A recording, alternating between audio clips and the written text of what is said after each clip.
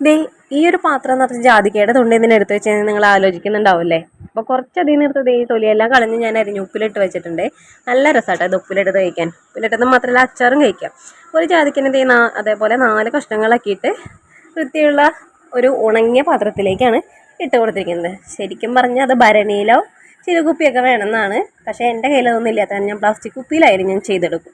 അപ്പോൾ അതേ കുറച്ച് പട്ടയും ഗ്രാമ്പുണ്ട്. പിന്നെ ഇത് എന്തോ ഒരു ഫ്ലവറാണ്. ഇതൊക്കെ നമ്മൾ ആയുർവേദ മരുന്ന് കടയിൽ നിന്ന് പറഞ്ഞ് വാങ്ങിച്ചതാട്ടോ. അപ്പോൾ ഏകദേശം എല്ലാവർക്കും പിടികിട്ടിയിട്ടുണ്ടാവും.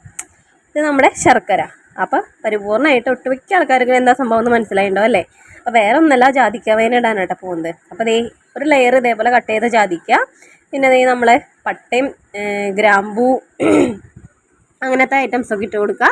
പിന്നെ അതാ ഫ്ലവർ ഇട്ട് കൊടുക്കുക. ശേഷം കുറച്ച് ശർക്കര ചേർത്ത് കൊടുക്കുക.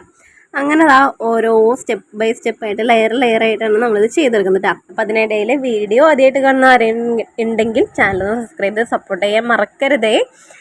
അങ്ങനെ ഇതാ നമ്മൾ സെക്കൻഡ് ലെയർ ഇട്ട് കൊടുത്തിട്ടുണ്ട്. വീണ്ടും പഴയ പോലെ തന്നെ നമ്മൾ പട്ട ഗ്രാമ്പ് കാര്യങ്ങളെല്ലാം ഇട്ട് സെറ്റാക്കണം. അങ്ങനെ ഈ പാത്രത്തിൽ എത്രത്തോളം കൊള്ളും അത്രത്തോളം നമ്മൾ ലാസ്റ്റ് വരെ ചെയ്ത് കൊടുക്കും കേട്ടോ. ശരിക്കും ഇതൊരു അരിഷ്ടത്തിൻ്റെ ടേസ്റ്റ് ഒക്കെ കേട്ടോ. എൻ്റെ മേമ്മയുടെ വീട്ടിലൊക്കെ എപ്പോഴും ഉണ്ടാക്കുന്നൊരു വൈനാട്ടോ. നല്ല ടേസ്റ്റാണ്. പിന്നെ അതേപോലെ ദഹനത്തിനും എല്ലാത്തിനും നല്ലതാണെന്നാണ് പറയുക ജാതിക്ക വൈന്.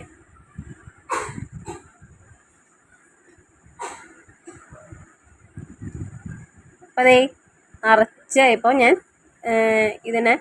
അതിൻ്റെ മൂടി വെച്ച് അടച്ചതിന് ശേഷം ഇതാ വേറെ പ്രാണികളൊന്നും കയറാതിരിക്കാൻ വേണ്ടിയിട്ട് ഒരു തുണി കൊണ്ടും ചുറ്റും ഞാൻ കെട്ടി കൊടുത്തിട്ടുണ്ട് കേട്ടോ.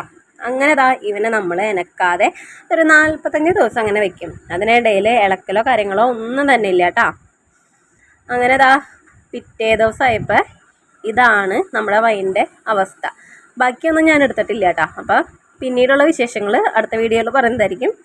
അപ്പോൾ പുതിയൊരു വീഡിയോ ആയിട്ട് നമുക്ക് വീണ്ടും കാണാം.